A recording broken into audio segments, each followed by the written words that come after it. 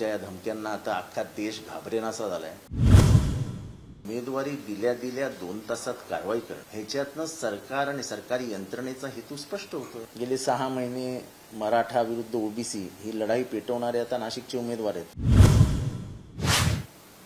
की लोकशाहीमध्ये आपण निवडणुका सुरुवात झाल्यानंतर फक्त निवडणुकांच्या कामाला लागतो आणि शासकीय यंत्रणेचा कमीत कमी वापर व्हावा अशी अपेक्षा असते। MMRDAचे प्रमुख कोण आहेत मला आठवत नाही आहे, पण त्यांनी राजकीय हस्तक्षेप करणं हेच मुळात चुकीचं आहे। जर ते अनधिकृतच होतं तर एवढे दिवस हे शांत का बसले होते? आणि माझ्या माहितीप्रमाणे बाळ्या मामाकडे या सगळ्या गोडाऊन्सच्या हायकोर्टाच्या स्टे ऑर्डर आहेत। हायकोर्टाच्या स्टे ऑर्डर आहेत। असं असताना कारवाई करणं जुलूम जबरदस्तीने पोलिसांचा वापर करून तुम्ही काय घाबरवता काय लोकांना? हे घाबरणारी लोक नाही आहेत।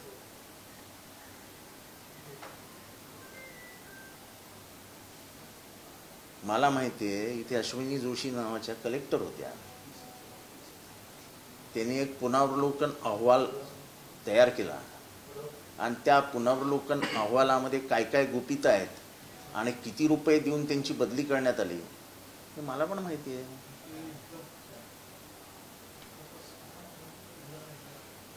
स्वातंत्र्य काळात ज्यांना जमिनी मिळाल्या होत्या त्यांच्या जमिनीचा फेरफार फिरवून आपल्या नावावर कोणी कोणी जमिनी केल्या याचा इतिहास अख्ख्या भिवंडीकरांना माहिती आहे। आपण जर स्वच्छ हाताचे असू, धुतल्या तांदळासारखे असू तर दुसऱ्यांवरती अटॅक करायला सोपं असतं, पण आपलेच पाय इतके चिखलात रुतलेत की कशाला दुसऱ्यांवर हल्ला करताय? सर तुम्ही मुंब्रा कौसामध्ये लकी कंपाऊंड संदर्भात जर आता हे होऊ द्या ना मला, त्यामुळे असे 1-2 गोडाऊन तोडून किंवा धमकावून काही होणार नाही। तुमच्या या धमक्यांना आता अख्खा देश घाबरेनासा झालाय, कारण का देशाला कळलंय की तुम्ही फक्त घाबरवून आणि दम देऊनच निवडणुका जिंकू शकता नाही। तुम्ही एवढंच काम करू शकता, निवडणुका हारणार हे नक्की झालंय। जर निवडणुका हारणार नसेल तर माणूस हे धंदे करत नाही। जेव्हा त्याला कळतं की आपल्याला जरा आता वाईट परिस्थिती निर्माण आली की समोरच्याला घेरण्यासाठी तो हे सगळे धंदे करतो। बाळ्या मामा मजबूत उमेदवार आहे। आज सर्वात जास्त जिल्हा परिषद सदस्य हे शिवसेना, राष्ट्रवादी काँग्रेस आणि काँग्रेसचे आहेत तिथे।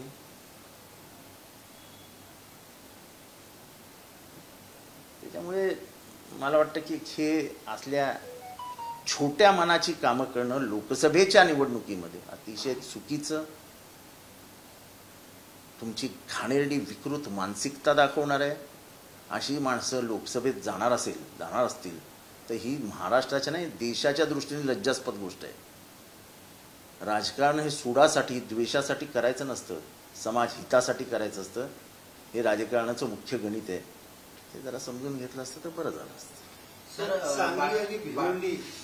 बाळ्यामामांचं ज्यावेळेस ते शिंदे गटामध्ये गेले होते त्याच्यानंतर इतके दिवस ही कारवाई रोखून देण्यात आली, मात्र उमेदवारी दिल्यावर ही कारवाई, मी तेच सांगतोय की उमेदवारी दिल्या 2 तासात कारवाई करणं ह्याच्यातनं सरकार आणि सरकारी यंत्रणेचा हेतू स्पष्ट होतो। असं तुम्ही घाबरवून कोणाला गप्प बस फॉर्म मागे घे असं करता येत नाही। उलट मी सांगतो पॉलिटिकल भाषेत, आज पूर्ण महाराष्ट्रात बाळ्यामामाला सहानुभूती मिळेल। हायकोर्टाची स्टे ऑर्डर असताना तुम्ही त्याच्या गोडाऊनवर गेलेच कसे? आणि अख्ख्या MMRDAला माहिती आहे की बाळ्यामामाकडे हायकोर्टाची स्टे ऑर्डर आहे, स्टेटस को आहे। झालं, संपलं। सांगली आणि भिवंडीची जागा जी आहे त्याच्यावरती नाना पाटोळे यांनी, ठीक आहे, प्रत्येक जण आपापल्या पक्षाबद्दल बोलत असतो, त्याच्याबद्दल आपण दुसऱ्या पक्षाच्या, मी काय दुसऱ्या फळीतला नेता आहे, मी काय मुख्य नेता नाही आहे, त्यामुळे ह्याच्यावर मी काही बोलणं योग्य पण होणार नाही। नाना माझे मित्र आहेत, नाना माझा चांगला मित्र आहे, मी याच्यावर काही भाष्य करणार नाही. निवडणुकीमध्ये अजूनही काँग्रेस कार्यकर्ते ठीक आहे ना, प्रत्येकाला शेवटच्या क्षणापर्यंत आपली लढाई लढण्याचा अधिकार असतो. तो आपण हिरावून तर घेणार नाही. हिलाच लोकशाही म्हणतात. सर, भिवंडीच्या बाबतीत हा वाद सुरू आहे. मात्र कल्याण मध्ये देखील अजूनपर्यंत उमेदवारी जाहीर करत नसतील किंवा ठाण्याची परिस्थिती जर आज आपण पाहतोय की महायुती अजून उमेदवारी जाहीर करत नाही. काय नक्की परिस्थिती असेल? डायरेक्ट एबी फॉर्म हातात देऊन त्याची जाहीर करण्याचा देखील विचार केला जातो त्यांच्याकडून. की दुसरा काय करतो ह्याच्याकडे लक्ष देत मी कधीच लक्ष देत नाही. त्यांचे कोण उमेदवार आहेत त्यांच्याकडे मी कधी बघत नाही, कधी भाष्यही करत नाही. त्याच्यामुळे मला कधीच हा प्रश्न विचारत जाऊ नका की महायुतीत असं चालू आहे, त्यांच्याकडे काय चालू आहे, मला काय करायचं. दररोज सकाळी दुपारी संध्याकाळी इथे बंगल्यावर मीटिंग असते आणि मग बाहेर आल्यावर एकत्रित सगळे हसतानाचे फोटो असतात आणि नंतर मग फोनाफोनी सुरू होती एक दुसऱ्याला. सगळं माहिती आहे, सगळ्यांना माहिती असतं. आपल्याला काय करायचं, त्यांच्या घरात काय चालू आहे, मला काय करायचं आहे. मला माझं घर व्यवस्थित ठेवायचं बस. 3 ते 4 नावं चर्चेत आहेत. मला काय करायचं 3 का 4 नावं चर्चेत आहेत. मला काय करायचंय. मला खात्री आहे प्रताप सरनाईकांना उमेदवारी मिळणार. सांगलीची जागा ठाकरेगड ठरणार झालं नाही, बोललो ना तिच्यावर. प्रताप सरनाईकांचे मित्र देखील आहेत, जर त्यांना उमेदवारी मिळाली. जुने मित्र रिंगणात येत आहेत. काय प्रत्येकाला रिंगणात देण्याचा अधिकार आहे ना. तो प्रताप असो नाहीतर रवी असो, प्रत्येकाला अधिकार आहे. उमेदवारी मागणं हा काही चूक नाही आहे. विरोधी पक्षात आपण असून देखील आपणास ठाऊक आहे की प्रताप सरनाईकांना तिकीट मिळणार आहे, परंतु असं माझी मनापासून इच्छा आहे की त्याला तिकीट मिळावं.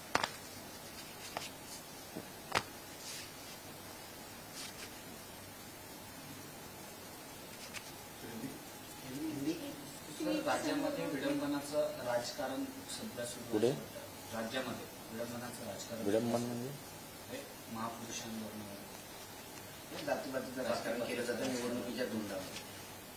हे तर म्हणजे हिंदू मुसलमान दलित हे तर प्रमुख असतात. गेले 6 महिने मराठा विरुद्ध ओबीसी ही लढाई पेटवणारे आता नाशिकचे उमेदवार आहेत. ओबीसीचं रिझर्वेशन 1% तरी हल्लं का कुठे.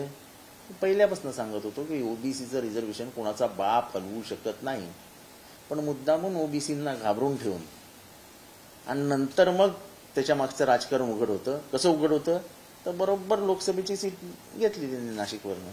सर, शुभेच्छा द्या सगळ्या उमेदवारांना. माझ्या सगळ्या 48 उमेदवारांना जेवढे उमेदवार आहेत सगळ्यांना शुभेच्छा आहेत. त्याचीच काय. ओबीसी समाजाचं नेतृत्व करणार सगळ्या उमेदवारांना. अरे माझ्या शुभेच्छा आहेत ना. मी कुठे म्हटलं की त्यांचं वाईट व्हावं. पण मी माझा जो उमेदवार असेल राजाभाऊ वाजे, ते माझ्या गावातले आहेत, सिन्नरमधले आहेत, त्यांचा प्रचार करीन मी. पण फक्त आजही सांगतो की मी पहिल्या दिवसापासून सांगत होतो की हे जे काही चालू आहे मराठा विरुद्ध ओबीसी हा एक राजकीय डाव आहे आणि त्या राजकीय डावाचे प्रमुख अंपायर हे छगन भुजबळ होते. छगन भुजबळांनी पूर्ण ओबीसी समाजाला वेगळ्या दिशेला नेलं आणि ते आपल्या युतीच्याकडे कसे वळतील याचा प्रयत्न केला. प्रयत्न करत असताना त्यांना घाबरवलं. 12 बलुतेदार जे हजारोनी वर्ष एकत्र होते त्या 12 बलुतेदारांमध्ये भांडणं लावण्याचा प्रयत्न केला की तुम्ही ह्याचे केस कापू नका, तुम्ही ह्यांना मटण देऊ नका. हे काय ज्यांचं चरितार्थ, ज्यांचं उत्पन्नाचं साधन हा त्यांचा व्यवसाय वर्षानुवर्ष, त्यांना असं काहीतरी सांगून कशाला भडकवायचं. त्यांनी जरूर निवडणूक लढावी पण आयुष्यात हे पाप करू नये की 12 बलुतेदारांमध्ये भांडण लागेल. त्यांचा मतलब साध्य झालाय निवडणूक लढवण्याचा. मतलब साध्य झालाय की नाही ते निवडणुकीत समजेल.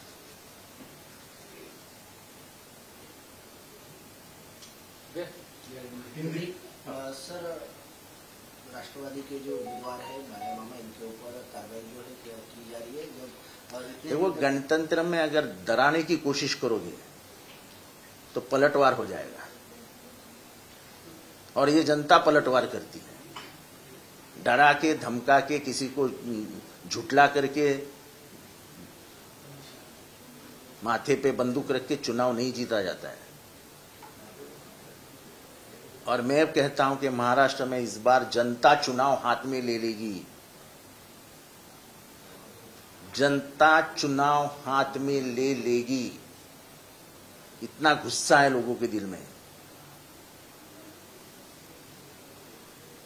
जिसको देखो तुम डरा रहे हो, जिसको देखो तुम डरा रहे हो। कल कार्रवाई हुई, 3 महीने पहले क्यों नहीं कार्रवाई की आपने? कल जब कार्रवाई होती है उसकी उम्मीदवारी जाहिर होने के बाद, तो इसका सीधा मतलब है कि सरकारी यंत्रणों का गैरव्यापार किया जा रहा है। और कोई पेपर भी जांच नहीं की उन्होंने। हाई कोर्ट का उसके ऊपर स्टे ऑर्डर है। मैं सवाल पूछना चाहता हूं एमएमआरडीए के जो कमिश्नर बैठे हैं कि आप क्या पेपर देखते नहीं क्या? कि सिर्फ फोन पे हुई ऑर्डर को इस्तेमाल उसका अमल करते हो? आप आईएएस हो, चुनाव चालू है, ऐसे में आप कोड ऑफ कंडक्ट का प्रोसीजर चालू है, आपका कंडक्ट देखिए। सब जायज कागजात कोर्ट के होने के बावजूद आपके लोग वहां तोड़ने की हिम्मत करते हैं और पुलिस भी उनको मदद करती है। हम ये सहन नहीं करेंगे। अत्याचार और अनाचार की एक परिसीमा होती है। आप चरम पे पहुंच गए हो, इसके बाद सहन नहीं किया जाएगा। भले ही कानून हाथ में लेना पड़ेगा तो चलेगा, और जब गणतंत्र बचाना होता है तब कानून हाथ में लेना कोई बुरी बात नहीं।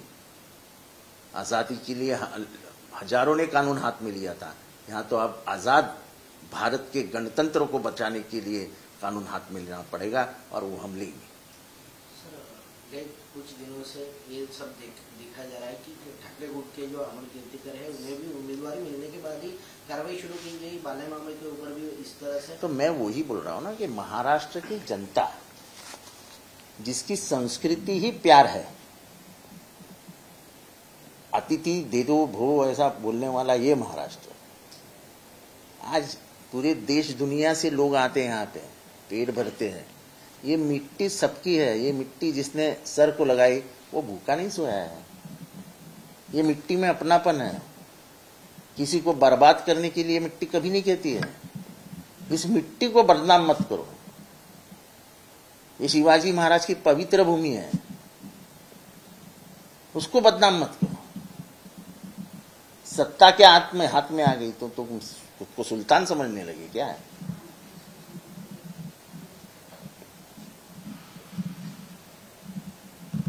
जिस प्रकार अभी नाम जो है वो जारी किए गए हैं महाविकास आघाड़ी की तरफ, तो दूसरी तरफ कांग्रेस जो है, ठीक है, चलता है कोएलिशन में, ये सब चलते रहता है। Coalition is a game of patience and compromise. हमने हर कोएलिशन में 14 से लेके 15 सीट लड़ाई है।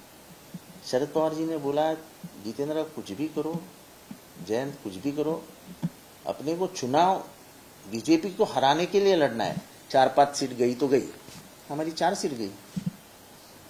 हम पहले अमरावती लड़ते थे, हम पहले रायगढ़ लड़ते थे, हम पहले गोंदिया भंडारा लड़ते थे, हम अमरावती लड़ते थे। हमने नहीं लड़ी इस बार। हमने कहा कि जीतने वाले कैंडिडेट अगर आपके पास है तो दे दीजिए। कोलिशन में हर एक की यही भूमिका होनी चाहिए कि एक जगह पर रुककर आप रोक नहीं सकते। ये माहौल जो महाराष्ट्र में बन चुका है, जो जनमानस के दिल में है, वो तुम्हारे दिल में चाहिए। जनमानस के दिल में जो कुछ महाराष्ट्र की राजनीति में विकृति आई है, उसको खत्म करने के लिए जनमानस उसका दिल टूट जाएगा, ऐसा कुछ मत करो। लोगों के दिलों में अंगार लगी हुई, अंगार कि जो कुछ महाराष्ट्र में हो रहा है वो अच्छा नहीं हो रहा है, जो गुरूर दिख रहा है वो अच्छा नहीं है। राजनीति में कोई राजा नहीं होता है, जो होता है वो सेवक ही होता है। ये राजा राजवाड़ाओं की चली गई, हमें दुख होता है जब छत्रपति, अपने आप को छत्रपति कहने वाले सातार के हमारे उदयनराजे दिल्ली के तख्त पे 4 दिन खड़े होते हैं टिकट के लिए। तो बड़े दुख की बात है, दिल्ली के तख्त को लात मार के उनको सवाल पूछने की आदत महाराष्ट्र को है, आज ये सब भूल गए। जो ज्यादा सर्वरोग पे जाके खटखटा के लिस्ट लेके आते थे, वो दादा 6-6, 7-7 दिन के लिए अपॉइंटमेंट के लिए रुकते हैं। लिस्ट बनाते समय मातोश्री में शिंदे साहब को बुलाया जाता था, लिस्ट बनवाई चाहिए, शिंदे साहब बैठ के लिस्ट तैयार करते थे।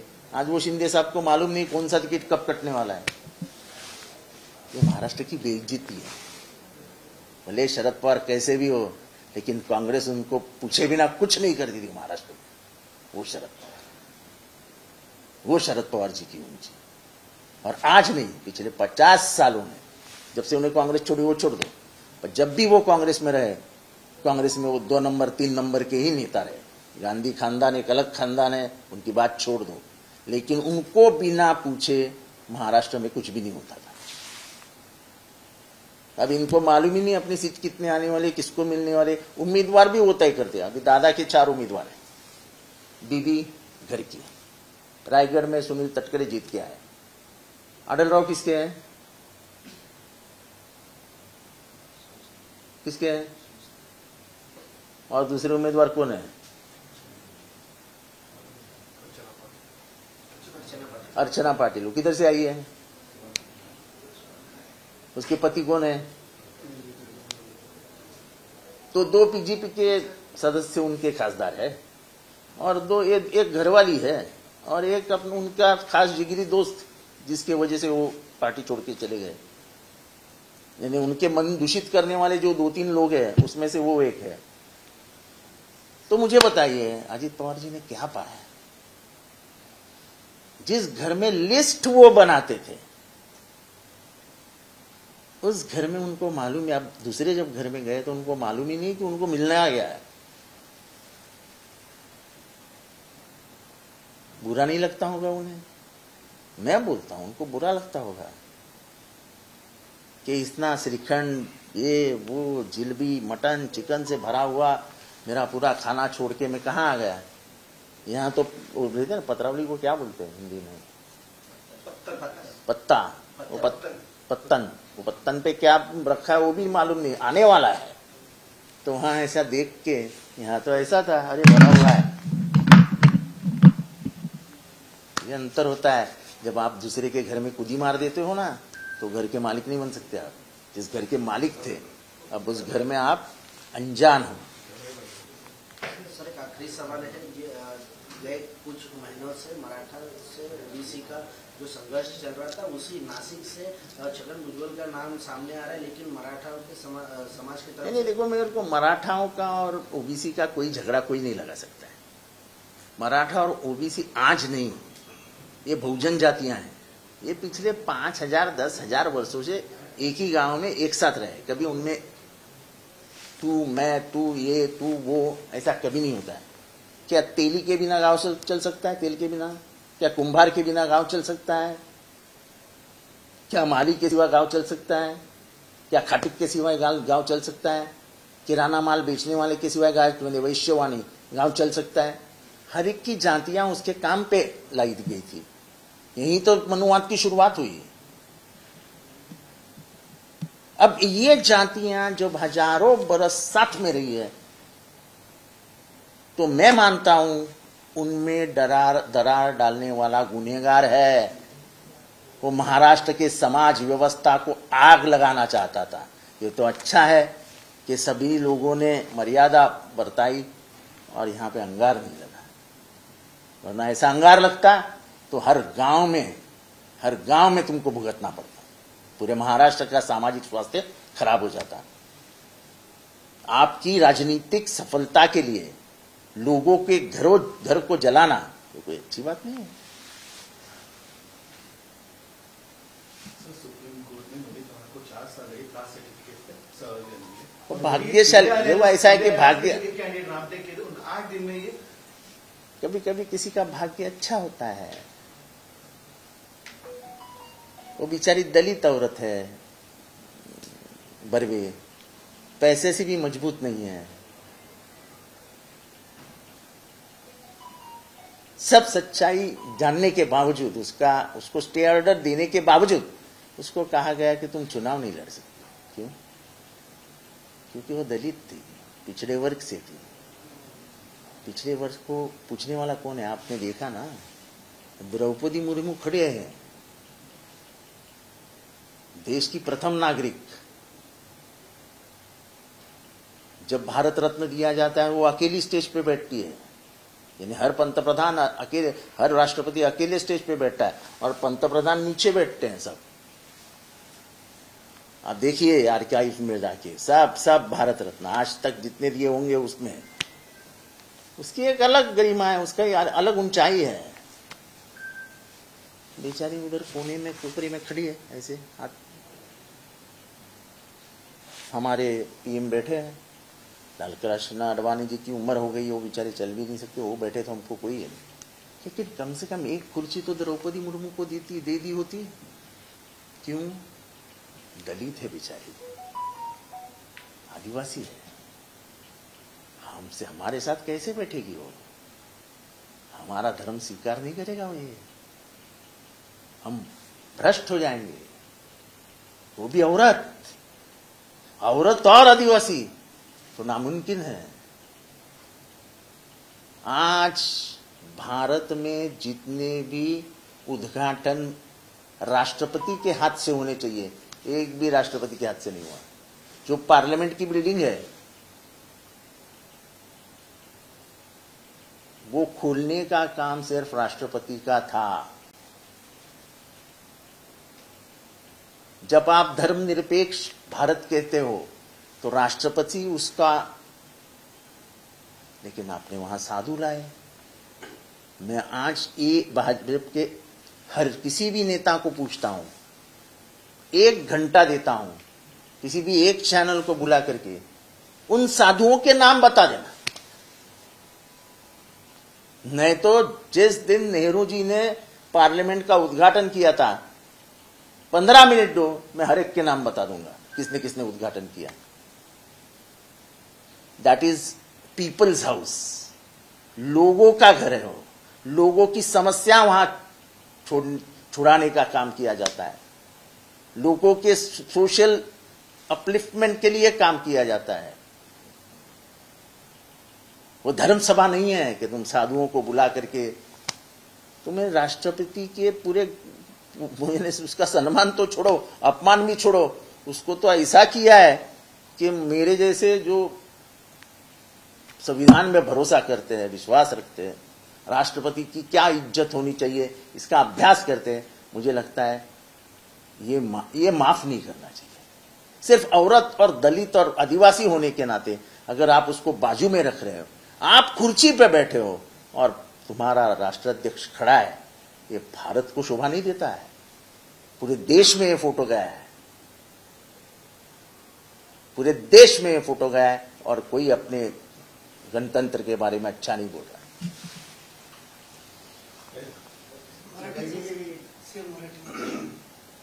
सर, एक भाजपचे नेते राजीव चव्हाण यांनी सांगितलं की काँग्रेस आणि म्हणजे जे पारंपरिक जागा आहेत ते महाविकास आघाडीमध्ये राखण्यामध्ये अपयश आलेलं आहे काँग्रेसच्या नेत्यांना। अहो तुमचं तुम्ही बघा ना, आता घर सोडून गेल्यानंतर कशाला परत दरवाजाकडे बघता? गेलात ना, आता आनंदात राहा तिथे, कोण बोलतंय का तुमच्यावर काही? म्हणजे शेवटच्या क्षणापर्यंत तुम्ही आमच्या बाजूला बसला होतात, चांगलं तुम्ही सँडविच, कुकीज, कॉफी सगळं पित होतात आणि सकाळी बघतो टीव्हीवर तर तुम्ही तिथे होतात।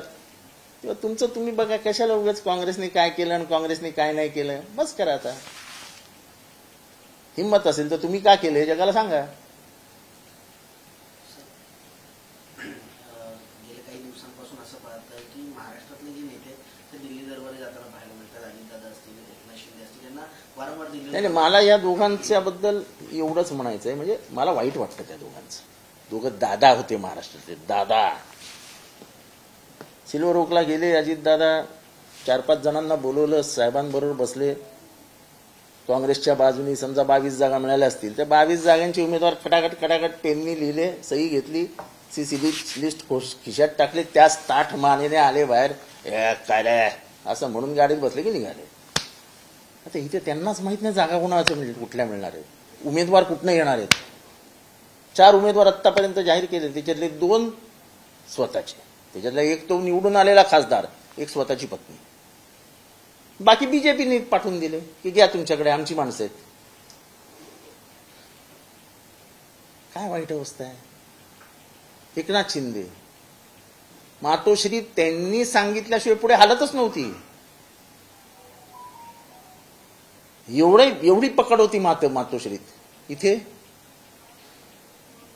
त्या हेमंत पाटलाचं तिकीट गेलं, एवढा चांगला माणूस. हेमंत गोडसेचं तिकीट गेलं, एवढा चांगला माणूस.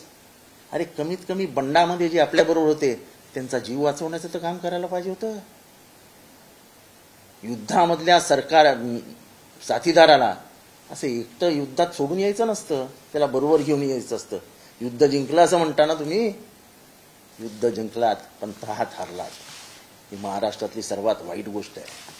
तुम्ही युद्ध जिंकलात त्याबद्दल कौतुक आहे, पण तहात हारलात, तुमचं मन तुम्हाला खात राहील.